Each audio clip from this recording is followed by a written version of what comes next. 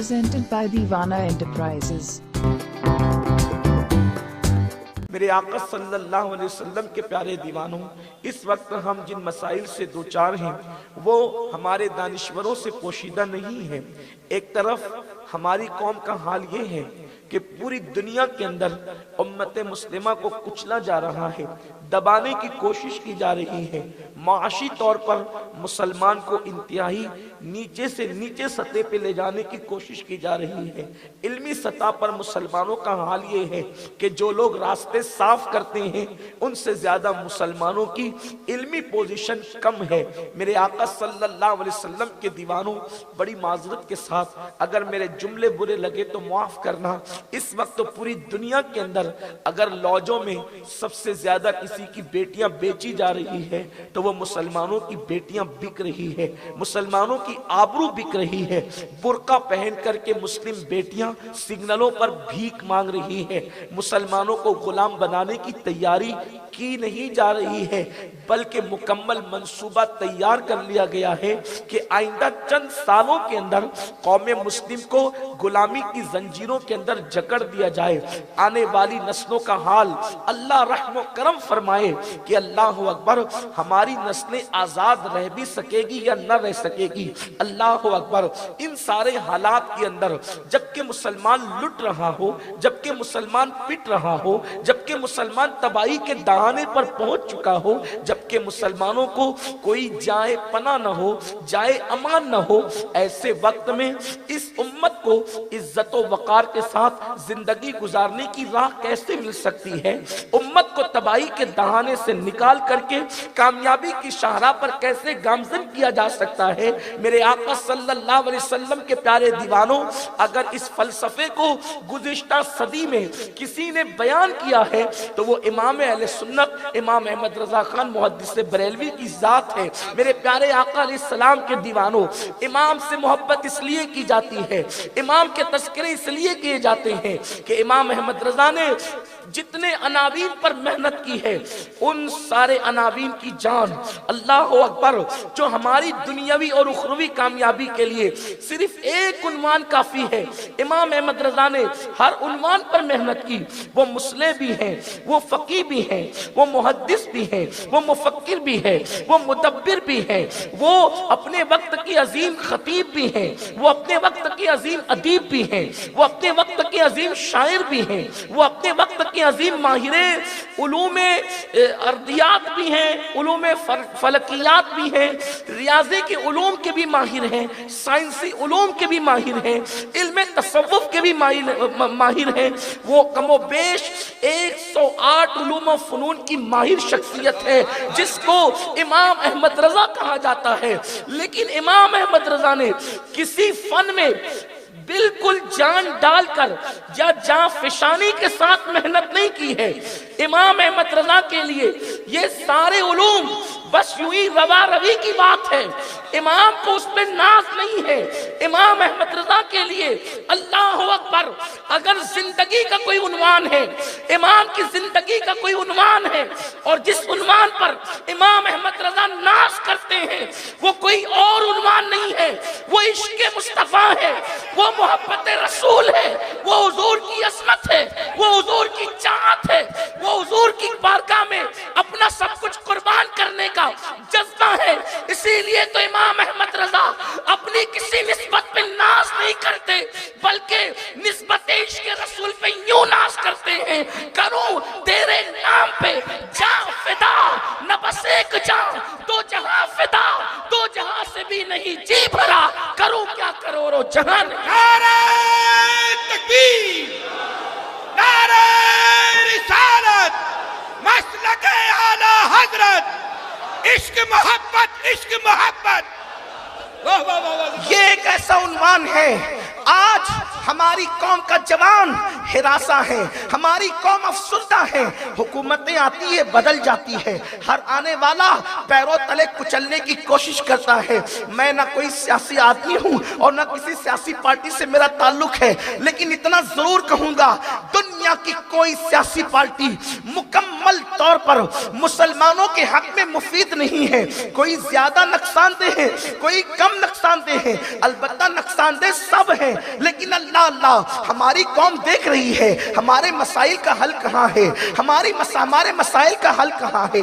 ہمیں روٹی کپڑا مکان کہاں ملے گا, ہمارے مسائل کا حل کہاں ملے گا, ہمارے بچوں کا مستقبل کہاں سدھرے گا, عزت کی زندگی کہاں ملے گی, وقار کی زندگی کہاں ملے گی, لوٹتی ہوئی آبروؤں کو امان کہاں ملے گی, چلتے ہوئے مکانات کو امان کہاں ملے گی. میں آپ سے عرض کرنا چاہتا ہوں دنیا کا کوئی سیاسی اسٹیج ہماری زندگی کو امان نہیں دے سکتا. کل بھی مسلمانوں کو عزت ملی تھی مصطفیٰ جان رحمت کے قدموں میں آنے سے, اور آج بھی مسلمانوں کو عزت ملے گی مصطفیٰ جان رحمت کے قدموں میں آنے سے. ان سے نسبتوں کو مضبوط کرنے کے بعد ایک ذلیل انسان بھی عزت والا ہو جاتا ہے. میرے پیارے آقا علیہ السلام کے پیارے دیوانوں, آپ اندازہ کریں ان کے قدموں میں آنے سے عزت کیسے ملتی ہے, ان کے قدموں میں آنے سے وقار کیسے ملتا ہے, ان کے قدموں میں آنے سے عروج کیسے ملتا ہے. اچھی طرح یاد رکھنا, اللہ اکبر, کیسر و کسریٰ کے تاجدار بننے والی قوم کا مستقبل آپ نے دیکھا جو کبھی جنگلوں میں بکریاں چرا نہیں سکتے تھے. اللہ اکبر, جب مصطفیٰ جان رحمت کی نسبت نصیب ہوئی تو وہ کیسر و کسریٰ کے تاجدار بن گئے. اس کا اعتراف حضرات صحابہ کرام کو تھا. اسی لیے تو اللہ اکبر سیدنا فاروق اعظم اپنے دور خلافت کے اندر جب مکہ المکرمہ کی طرف سفر کرتے ہیں, حج کے لیے جاتے ہیں, تو تہامہ کی وادیوں کے قریب آتے ہیں تو فاروق اعظم اس وادی کو دیکھ کر کے رونے لگتے ہیں. میں اپنے جوانوں کی بھرپور توجہ چاہتا ہوں, میں اپنی قوم کی ماں اور بہنوں کی بھرپور توجہ چاہتا ہوں. اے خاتون جنت کی کنیزوں, آپ کی بھی بڑی ذمہ داری ہے. میرے بھائیوں, آپ کی بھی بڑی ذمہ داری ہے. سیدنا فاروق اعظم جب تہامہ کی وادیوں کے قریب سے گزرے ہیں تو آنکھوں میں آنسو آنے لگے ہیں, رونے لگے ہیں. کسی نے پوچھا امیر المومنین بے سبب رونا سمجھ میں نہیں آتا, آپ کیوں رو رہے ہیں؟ تو سیدنا فاروق اعظم رضی اللہ تعالیٰ فرماتے ہیں یہ یہی وادی ہے جس میں بکریاں چرانے کے لیے آتا تھا, میں اونٹ چرانے کے لیے آتا تھا, اور میری کیفیت یہ تھی. ایک دن میرے ابا نے مجھ سے کہا کہ اونٹوں کو ایک قطار میں کھڑا کرو. میں نے اونٹ ایک قطار میں کھڑا کیا تو اللہ اکبر, پہلا اونٹ کھڑا کر کے دوسرے کی طرف گیا تو دوسرا اونٹ بھاگ گیا, جو دوسرا لایا تو پہلا بھاگ گیا, تیسرا لایا تو دوسرا بھاگ گیا. اسی طرح کرنے میں دیر ہو گئی. میرے والد نے ناراض ہو کر میرے سینے پہ ایک مکہ مارا, اس لیے کہ فاروق اعظم کا خاندان اسلام قبول کرنے سے پہلے بھی سفارتی معاملات کی ذمہ داریاں نبھایا کرتا تھا. شبلی نعمانی نے اپنی کتاب میں لکھا ہے, اور بھی مصنفین نے اپنی کتابوں میں لکھا ہے کہ اللہ اکبر, فاروق اعظم کا خاندان اسلام کی آمد سے قبل جو ہے ملکوں کے درمیان سفارتی تعلقات کے حوالے سے جو ہے وہ کوشاں رہا کرتا تھا. یہ بڑا خاندان جو ہے وہ سیاسی معاملات میں درک رکھتا تھا. اللہ اکبر, فاروق اعظم کے والد کو خطاب کو غصہ آیا اور انہوں نے مکہ سینے پہ مار کے کہا کہ تو خطاب کا بیٹا ہے اور تیرے اندر اتنی صلاحیت بھی نہیں ہے کہ تو 3 اونٹوں کو ایک قطار میں کھڑا کر سکے. 3 جانوروں کو ایک قطار میں کھڑا کرنا تیری صلاحیت نہیں ہے. فاروق اعظم رو کر کہتے ہیں جب تک دامن مصطفیٰ نہ ملا تھا 3 جانوروں کو صف میں کھڑا نہیں کر سکتا تھا. مصطفیٰ جان رحمت کی نسبت کیا مل گئی, ہزاروں انسانوں کو ایک صف میں کھڑا کر دیا. نعرہ تکبیر, نعرہ رسالت, عدالت فاروق اعظم. میرے پیارے آقا صلی اللہ علیہ وسلم کے دیوانوں, پتہ چلا کہ مصطفیٰ جان رحمت کی نسبتیں انسان کو کتنا بلند کرتی ہے. کیا آپ کو مکے کی تاریخ پتہ نہیں؟ وہ بلال, اللہ اکبر, جو غلامی کی زنجیروں میں جکڑے ہوئے تھے, لیکن جب مصطفیٰ جان رحمت کی محبت سے سرشار ہوئے تو وہی بلال کعبے کی چھت میں نظر آ رہے ہیں اور کعبہ ان کے پیروں کے نیچے نظر آ رہا ہے. اللہ اکبر, یہ بلندیاں کون عطا کرتا ہے؟ بلکہ کعبے کی چھت تو اپنی جگہ, یہ بھی دنیا سن رہی ہے مصطفیٰ جان رحمت سے کہ صبح صبح میرے آقا بلال سے کہتے ہیں بلال, آج رات میں جنت گیا تھا تو میں نے اپنے آگے آگے تیرے پیروں کی آہٹ کو سنا ہے. آخر وہ کون سی چیز ہے جو بلال کو جنت میں مصطفیٰ جان رحمت کے آگے چلا رہی ہے، کیا بات ہے، واہ واہ واہ واہ واہ۔ بحیثیت غلام آگے چلا رہی ہے۔ میرے پیارے آقا علیہ السلام کے دیوانوں، ماننا پڑے گا وہ نسبت مصطفیٰ ہے، وہ محبت رسول ہے، وہ عشق رسول ہے۔ امام احمد رضا نے پوری زندگی یہی فکر دی کہ تم سب سے کٹ کر اپنے آقا کے ہو جاؤ، حضور سے ایسا عشق کرو، حضور سے ایسی محبت کرو جیسی محبت کرنے کا حق ہے، حضور سے ایسا عشق کرو جیسا عشق کرنے کا حق ہے۔ اور صرف تمہیں عاشق رسول مت بنو، بلکہ اپنے بچے کے دل میں محبت رسول پیدا کرو، عشق رسول پیدا کرو۔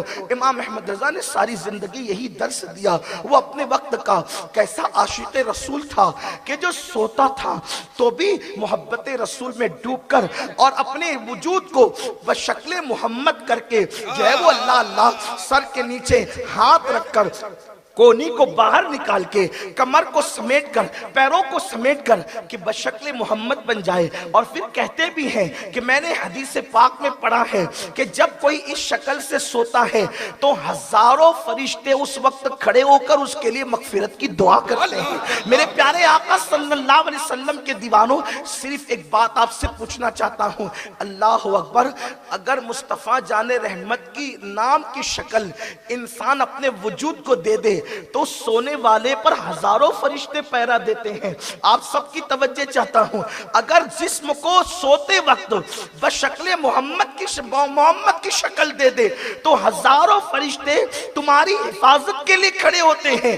اگر انسان اپنے کردار کو مصطفیٰ جان رحمت کے کردار میں مکمل ڈھال لے تو دنیا کی کون سی طاقت ہے جو تمہارا بال بیکا کر سکتی ہے، تمہاری طرف آنکھ اٹھا سکتی ہے۔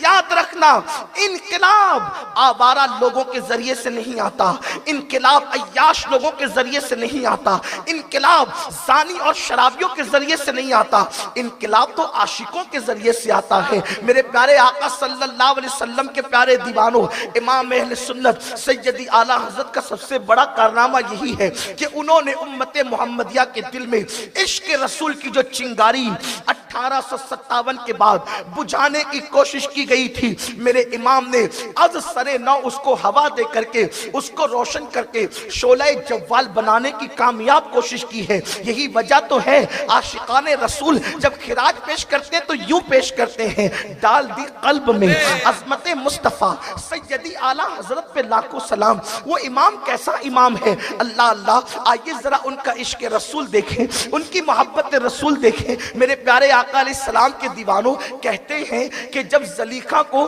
جناب یوسف علیہ السلام سے محبت ہو گئی تو زلیخا اپنے ہار کو بھی یوسف کہہ کے پکارتی تھی، اپنے کان کی بالیوں کو بھی یوسف کہہ کے پکارتی تھی، اپنے پانی پینے کے گلاس کو بھی یوسف کہہ کے پکارتی تھی۔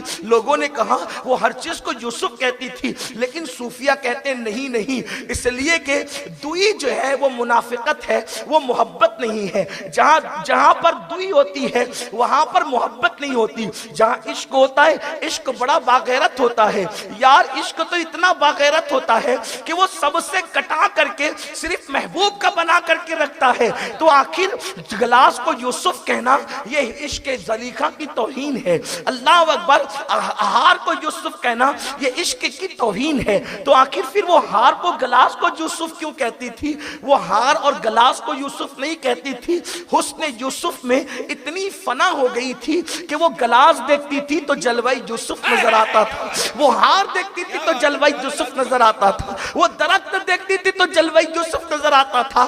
اللہ اکبر، اس فنائیت کی کیفیت کو اگر دیکھنا ہے تو آئیے میرے امام کی زندگی میں دیکھیں۔ میرے آقا فرماتے ہیں لا یؤمن احدکم حتی اکون یقال انہو مجنون، اس وقت تک کوئی کامل مومن نہیں ہو سکتا جب تک اس کے عشق رسول کو دیکھ کر لوگ اس کو پاگل نہ کہنے لگے۔